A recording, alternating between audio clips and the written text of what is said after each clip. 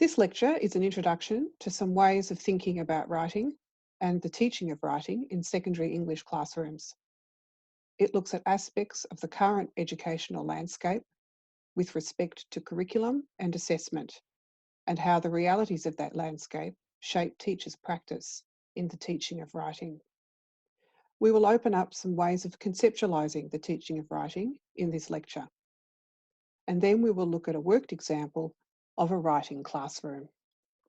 I'm going to start by sharing a short vignette from my own time practicing as an English teacher that pointed up for me some of the tensions and dilemmas we have around the teaching of writing in the contemporary English classroom, shaped by conditions such as the VCE and other high-stakes assessment. We're then going to look at the shaping influence of the VCE and NAPLAN as two aspects of the current educational climate and landscape that shape the way we teach writing and the way that people think about the teaching of writing in school, particularly in subject English. As a result of that, we are going to look at some of the dominant genres of school writing, just briefly talk about the ways in which writing has come to be synonymous with a list of genres that we teach and assess most frequently in our classrooms and the implications of that for our practice. We're then going to move in to look at three concepts around the teaching of writing that we introduced this week. The first being the stellar statements about the teaching of writing, which is in the final chapter of your textbook, Writing Equals Learning, and is a set reading for this week. We then also look at Terry Locke's 4 Orientations to the Teaching of Writing, another essay from the same textbook that is set reading for this week. And we're also going to look at the concept of writing to learn, which is part of the additional readings for this week by Marianne Myers and Charles Baseman, and it's worth having a look at as another way of thinking about the teaching of writing in your classroom and how it fits into the day-to-day work you do with students. Taking those three concepts, I'm then going to present a worked example from practice with a Year 8 English classroom, doing a unit on the John Steinbeck novel of Mice and Men. And I'm offering that worked example to you. It's from my own practice as an English teacher, as a way of thinking about how we can work teaching of writing into a fairly traditional unit in terms of its content and aims, in ways that are also creative and foreground writing as a process and a way of learning about a text and about writing. So those are the main moves that I'll be doing in this lecture. So let's get started. We'll start with our vignette, a phone call. So this vignette is about a time I was teaching Year 12, and it was towards the end of the year with Year 12. And I want to use this vignette to illustrate some of the tensions around the teaching of writing and the issues associated with it in contemporary classrooms. So towards the end of Year 12, I had an experience of having to go against some of the things I believe in with respect to the teaching of writing for the sake of a student's ATAR score and their aspirations for studying medicine the following year at university. So this student was highly talented and she could write excellently in both narrative and analytic modes. We had an area of study offering a choice of genre in response. Some of you may have even done this area of study. It used to be called the context area of study in the Year 12 English curriculum for VCE, and students could write in persuasive, imaginative, narrative or expository modes, and they would choose one of those modes for their response. Historically, those students who had chosen to write in the narrative mode in the exam had experienced unpredictable results. So I had had students who were strong students who had opted to do the narrative mode in the exam and had had some disappointing results. And so it come to be seen as a rather risky way of approaching that part of the final assessment. As I said, the student wanted to study medicine. Not an unreasonable aspiration. She was a very strong student, but the ATAR to get into medicine was very high, and she wanted to do a creative response for the Unit 4 SAC as well as the exam. As a result of this, I counselled her to consider very carefully whether or not she did creative response for this part of the assessment. and said to her that despite her being a strong narrative writer, my advice to her was that she should consider doing an expository response. She took this back home, and the mother asked for a phone conversation to talk through what was going on and why her daughter was so disappointed in my advice. This is excerpts from my end of what I remember of some of the things I said in this phone call. The name has been changed. Eliza writes beautifully, and her story for her first SAC was wonderful. She got full marks, but that was Unit 3. We are in Unit 4 now and in the run-up to the exam. Well, I want her to know that I value her creative writing, but if she wants to get into medicine, she needs to think very carefully about it. I mean, I've had students who did not do as well as expected when they chose the creative option for that part of the exam. Of course, the choice is hers in the end. Yes, I know this feels bad, but it would be wrong of me not to warn her. I couldn't believe what I found myself saying. How did it come to this? Warning someone off being creative. Is this what I want my relationship with this student to be? How would this affect her relationship with writing? What does this say about me as an English teacher?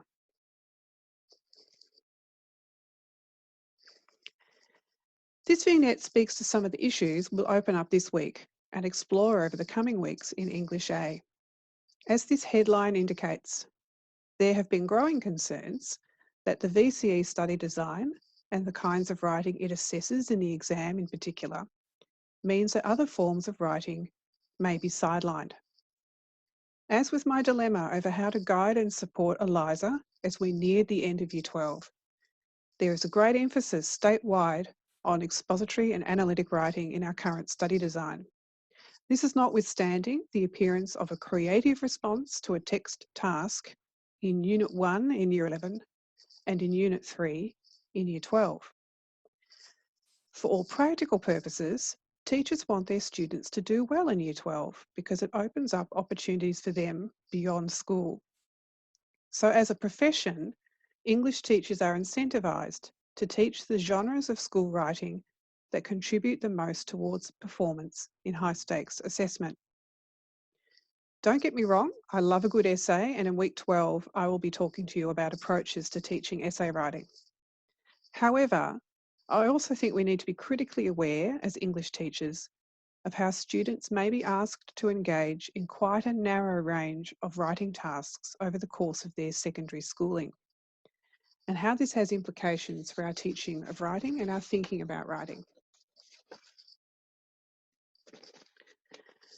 In addition to the influence of VCE on how we teach writing and the types of writing we teach, the annual NAPLAN test is another influence on how writing is talked about and understood in schools. What we have here are the criteria for the persuasive writing task for the NAPLAN test of writing. Here we see a text type, in this case persuasive writing, broken down into its constituent parts and features, each of which you could teach explicitly. Here we have what could be understood as a shared language among English teachers and students about what makes a good example of a particular genre of writing. So a possible strength of this approach is that elements of some forms of writing are made clear to all students, which is arguably a democratic move. However, there are limitations to this approach. For example, you'll notice that there's only one criterion here for the quality of the ideas present in the work, and the rest of the criterion are about the mechanics of language and structure. Furthermore, there could be many ways a text could be persuasive in other ways than the conventional 3-paragraph persuasive essay that's fostered in the NAPLAN environment. And there could be unexpected ways we could write persuasively, and this isn't accounted for in these kinds of systems. We also have some unexpected outcomes. As we've had 10 years of the NAPLAN system now. And in addition to the influence of the VCE study design, we focus on and teach those types of texts in the NAPLAN. And they sit their NAPLAN in Year 7 and Year 9. The NAPLAN's high stakes in the sense that the school's results are published on the My School website in comparison with what are deemed like schools, which usually means schools of a similar social and demographic character and setting. So NAPLAN's been running since 2008 and it tests for English and literacy teachers, it tests reading, knowledge of language conventions such as spelling and grammar, and writing. And the writing test can potentially be either a narrative writing task in response to a prompt or a persuasive writing task. The thinking behind the implementation of NAPLAN was that a test would encourage the teaching of language conventions and thereby that would improve student literacy and the types of literacy tested in the test. However, the results have been underwhelming. We've had it for 10 years now, and as you can see from the data here, there have been improvements on mechanics of language, but applying those mechanics in sustained writing has actually declined, has actually gone backwards. So what's going on here? Research, such as that by Carter and colleagues, which I quote here, has found that there is significant, although not wholesale, teaching to the test in primary and secondary literacy classrooms. So there's a lot of test-focused instruction and instruction focused on students producing writing in a way that they would do for NAPLAN. They say the pressure to prepare students for the NAPLAN tests constrains to a greater or lesser degree the scope of authentic, contextualised and student-centred pedagogy and classroom teaching and learning experiences. So there seems to be a paradox emerging here where we are finding, the research is finding that teachers are emphasising teaching to the test and preparing students for the test more than ever, but the actual results of students' writing seems to be going down. And you can see from the headline there on the left that that decline was recorded another year, just last year. We didn't have the NAPLAN this year. It will be interesting to see what happens next year, if anything.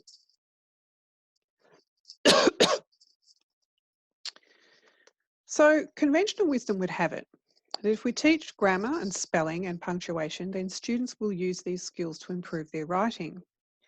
But the results from NAPLAN suggest that intensive teaching of the parts of speech and the components of standard Australian English have not resulted in students applying these skills to improve their writing.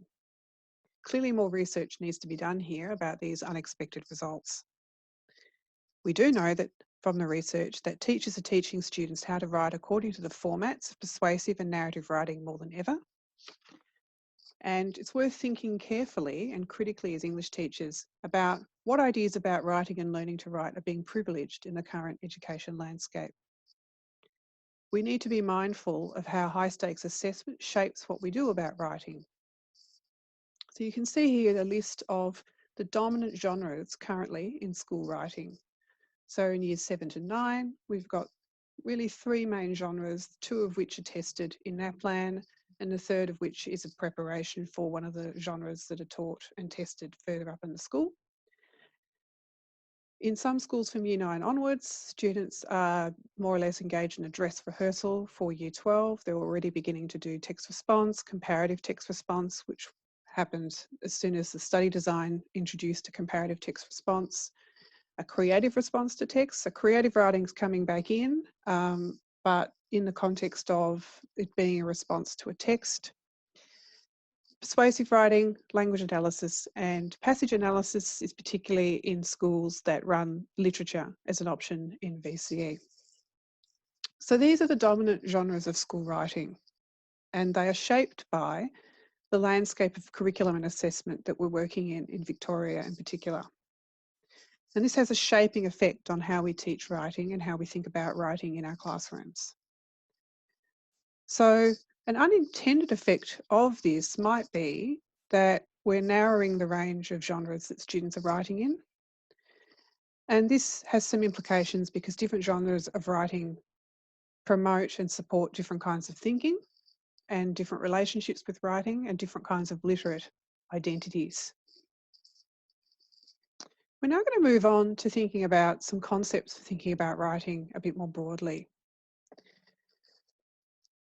So the first of these concepts or conceptual ways of thinking about writing is STELLA, the STELLA statements at the end of your textbook, Writing Equals Learning. This week's set readings include STELLA statements. on the teaching of English.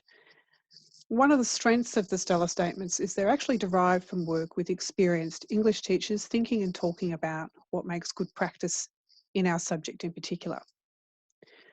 One of the key ideas in the Stellar understandings of the teaching of writing is the centrality of meaning. And you'll notice there in the excerpts on this slide, the top statement is learning to write. It's a process of learning how to mean. So this is not just about replicating structures or replicating other people's words, but learning how to manipulate language and your repertoire to construct meaning. And it's interesting that this is so central to the standards that English teachers themselves came up with. It's about the pursuit of meaning in collaboration with others as well as independently. Now, the Stellar standards do include some acknowledgement of teaching students the structures and features of genres, such as persuasive writing or narratives. But the Stellar statements also show a commitment to go beyond this prescriptivist approach and to allow students to go beyond set structures and to test the boundaries of those structures, or even show understanding of those structures by subverting them in some way. So key here are ideas about meaning and repertoire, having a greater and greater range of text types and writerly strategies to use to achieve particular purposes. This way of thinking about writing focuses on the range of different writing we might engage in to pursue different purposes, to reach a variety of different audiences in a range of contexts. Another resource we refer you to this week is Terry Locke's schema of the 4 orientations to the teaching of writing. We suggest that you engage with this and the Stellar statements as starting points for your conceptual statements in your second assignment. In the set reading for this week by Terry Locke, he outlines these various orientations to the teaching of English and hence writing. He can discern different kinds of pedagogies and practices in English classrooms that he thinks are sort of representative of these 4 different orientations. And those orientations are, so the first is cultural heritage, where students and teachers as well in some ways are positioned to revere and emulate great writers. So literature is presented as a repository of the best that's been thought and said in the language, and we are positioned to defer to those writers as examples of the best that's been thought and said. Then the best we can do is emulate or use them as models for good writing. How can I be more like them is sort of the question we're asking of texts in this position. The second quadrant is personal growth. Now, the personal growth orientation, which was also called the New English, stems from about mid-20th century onwards. And in that orientation, the writer is about using language and writing to develop a richer sense of self through meaning making, reflecting on one's identity and place in the world, creatively exploring opportunities and possibilities in writing, and immersion in writing for self-expression and self-exploration. The skills acquisition approach, which you could say is one of the most dominant ones currently in the current climate, the orientation there is about mastering writing techniques and linguistic rules and traditional grammar, being competent users of different text types, and developing a social adeptness and being able to use dominant genres of writing in day-to-day life. The last quadrant is probably the most recent addition dating from the 1990s, and that's the critical literacy quadrant. In that quadrant, we're investigating texts as ideological constructs. What perspective does the text give on this topic? Whose voices are privileged? Whose voices are missing? What assumptions does this text make about the world and how it should work? And so writing here is transformative. It's about grappling with social issues and issues of power and voice and representativeness. And there's plenty of work out there by Alan Luke and Peter Freebody on the critical literacy orientation, as well as work by Wendy Morgan, if you're interested in looking further into that. So Locke, in looking at these 4 quadrants, says that most teachers are not purists. They're not only practicing one of these quadrants. Most of them are practicing 2 or 3 at least of the quadrant orientations. For our own reflection though as professionals, it's worth thinking about how the different orientations are privileged at different times. So, for example, from the early to mid 20th century in Australia, the cultural heritage aspect of English teaching was more dominant. And it was understood then that the aims of English teaching was to produce good British citizens of the British Empire or the Greater Commonwealth. And the idea was that being exposed to the best of British literature would help enculturate young people into being part of that empire. So we invite you to use Locke's quadrants to extend your thinking about the different orientations to the teaching of writing and of English overall. And we will discuss in workshops how we've seen evidence of these different orientations in practices you have observed, as well as your own experiences as a school student. We encourage you to use this quartet of orientations to think about how you can offer your students a balanced diet of activities and tasks that range across all 4 quadrants.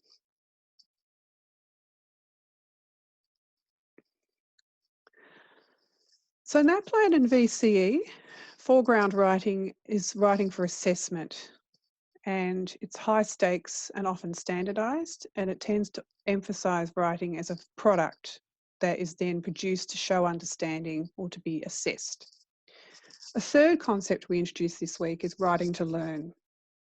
And Myers in the supplementary reading describes it thus: writing to learn is not the same as writing to communicate or to demonstrate learning. Writing helps students to make connections between what they read, view and hear and what they think and understand. Writing to learn provides a significant tool that strengthens reading comprehension and enables students to reflect on and question information and ideas. Writing to learn strategies help students become more active learners. So this idea of writing to learn is based on research going back to the 70s, but still being researched in contemporary times. And in short, the writing to learn approach is embedding low stakes, frequent writing in the course of your everyday activities in your classroom. So the teacher in a writing to learn approach is weaving writing activities into the course of using exploratory talk, listening, reading, viewing, to create a balanced literacy diet in your English classroom. So writing can support learning because it's a way of objectifying thought. So we write what we think and then we can stand back and reflect on what our thoughts are. It foregrounds writing as a process as well as a product. It's a process of trying out ideas, looking at other ideas, entertaining different hypotheses, looking at different viewpoints and perspectives, examining evidence, being in dialogue with others' ideas, and formulating interpretations. So the idea in writing to learn is even if you are focused in your class on getting your students to produce, say, an essay at the end of a unit, you can still embed writing along the way as a way of using writing for a range of purposes. And the last section of today's lecture is about a worked example from my own practice with Year 8 English, where I used some writing to learn strategies in what was otherwise quite a traditional unit. So I'll now share with you some ways in which I've used writing to learn in a unit for a Year 8 class studying John Steinbeck's novel of Mice and Men. A bit of context. So I was teaching in an academic girls' school where there was a strong focus on students doing well in VCE. As a result, there was work on text response essay writing starting at Year 8. And I want to show you how even in a traditional curriculum, I called classic text and an assessment that focused on an end of unit text response essay, you can still use writing to learn and look at writing as a process of meaning making as well as a product. What a text study offers from the point of view of teaching writing is a rich context of exploratory talk and making meaning with and through language. Text study offers English teachers a focaliser for exploring themes, ideas, characterisation, and how writers use language to suggest meaning. I had a mixed ability classroom with students ranging from those needing extra support in a learning support program to those who were needing extension and properly qualified for a gifted and talented sort of catering. So there was the full spread of students in terms of academic ability in this class. There were also a lot of social issues in this class. There were some difficult dynamics between the students. So I was often having to manage those aspects of the class, and a lot of my work with these students was around getting them to work together and learn how to work in groups. So these are the highlights I'm going to talk about in this last part of the lecture. We looked at essential questions, which is familiar to you from your reading of Wilhelm. We used a strategy called a write-around. I engaged in some front-loading and inquiry around the social and historical context of Steinbeck's novel. Around that, we did some creative and exploratory writing. We used an activity called a post-it quote. The students produced a book cover design. They engaged in readers' theatre. And in the final instance, they did engage in writing a text response essay that was scaffolded quite intensively. I won't be talking much about that last piece, the essay writing, because we're looking at that in week 12.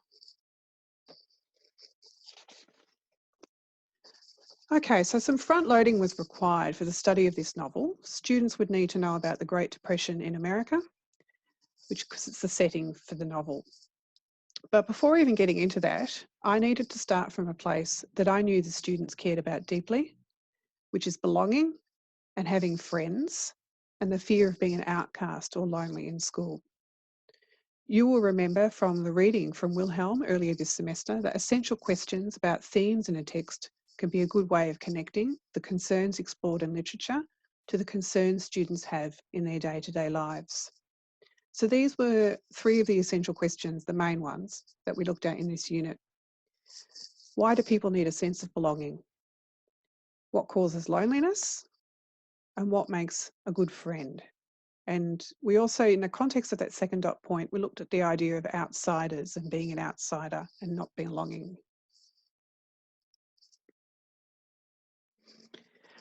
To engage students in the essential questions, I used a strategy called write-arounds. Write-arounds can be used in a number of ways, and here the strategy is being used to elicit student thinking and discussion in response to essential questions I'm posing in this unit. In a write-around, the students write an essential question on a piece of A3 paper, and they add their thoughts and responses to the question in small groups. After a period of time, the pieces of paper are circulated amongst the groups and students add their thoughts in conversation with the notes jotted down by the previous group. So different groups had different essential questions. This process can happen more than once, and the papers are returned eventually to the original group to see what others have added. These written pieces then become talking points for whole class discussion and are placed on the classroom walls to refer to during the course of the unit. In this process, students brought to life their knowledge of questions around friendship, what it means to be an outsider, what it means to be lonely, what it means to worry about not belonging. They brought that knowledge already and activated it in relation to the text, and it primed them to think about how we're going to approach this text. The talk that happens between students while they're engaged in a writing task like this is actually also part of the process. And students contributed a range of perspectives and dialogue with each other. This exercise was important from a relational and pastoral perspective as well, as some of the responses to the essential questions showed me where there might need to be some moments where I explicitly try and build empathy for the characters of Lenny and George in the novel, because there was some misunderstandings amongst students about why someone might be an outsider in that extreme view or the extreme experience that Lenny and George go through. It was then time to do some front loading, and part of the front loading here is I used photo elicitation. So after the students had engaged in exploratory talk about these photographs that I showed them, they could choose one with which to write a short monologue in the voice of one of the people depicted in the image. And we posed questions to the students during this exercise. What is this person's predicament? What's their situation? What can we see and guess about this situation? What are they thinking? What are they feeling? What might their hopes and fears about the future be? This exercise helps students engage with the emotional situation of the characters depicted in Steinbeck's novel. It could also be returned to and worked up in more detail should there be time for a creative response to the text.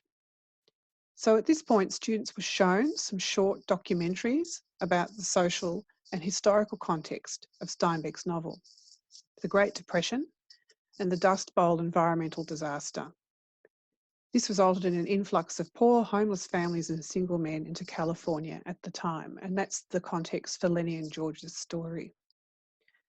I provided links at the end of these slides to some resources you can use to provide historical context for Steinbeck's novel, and these photographs by the documentary photographer Dorothea Lange, whose famous photos have come to represent the experience of people during the Great Depression in that part of the world.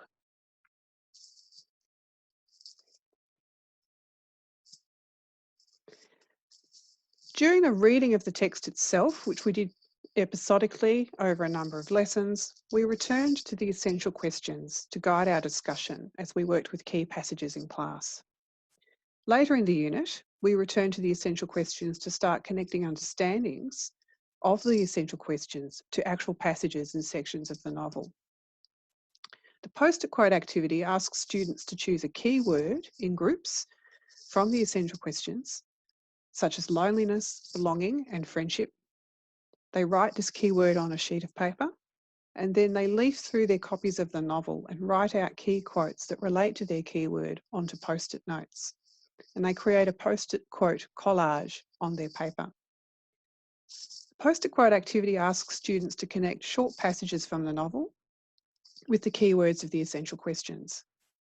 Students engage in thinking and talking as they look for quotes and match the keyword from the essential questions to key aspects of the text. These post-it quote posters were then posted on the walls of the classroom, and they became a resource for finding evidence for ideas about the novel as the students moved into more sustained prose writing about the text. So what builds up over time as we engage with Steinbeck's novel is a common focus on the themes of belonging, loneliness and friendship that are connected both to the novel and the students' concerns as teenagers.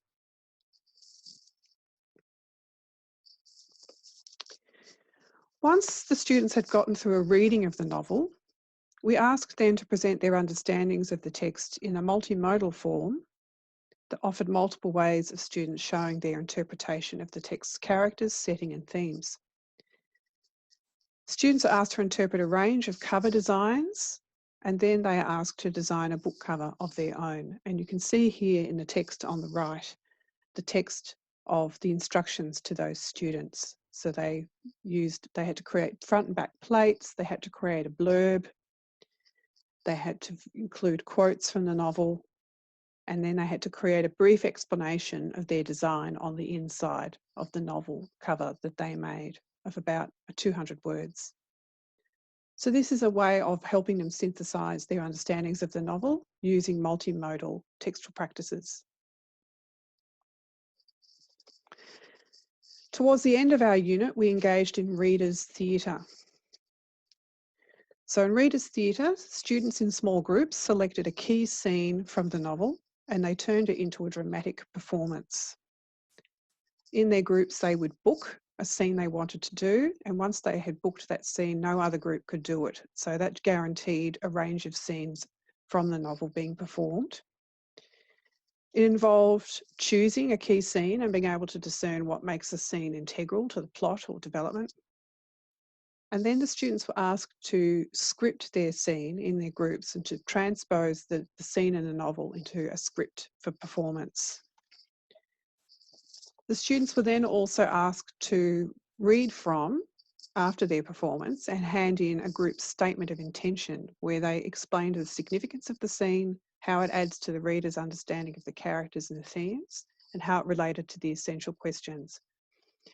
This part of the unit was just amazing. The students came up with some wonderful performances, and we got into an open space outside the classroom and took over this open space, and the class put on their performances. People brought props and costumes and makeup, and you could have heard a pin drop during the performances themselves. Everyone was spellbound by what the different groups had come up with. So this is writing for an immediate, authentic purpose of performing to one's peers. And it continues to build up an engagement with the text. Finally, we get to the essay writing. By the time we've gotten to the essay writing, they've been engaged in writing about the text in a range of ways for a range of purposes.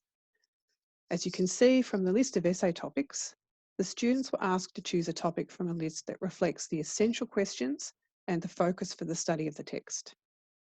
By this stage, through reading, talking, viewing, listening and writing, they have built up knowledge of the world of the text, and they have developed some ideas about what the text is saying about the key ideas and the essential questions. So you can see here keywords from those essential questions popping up in the essay topics.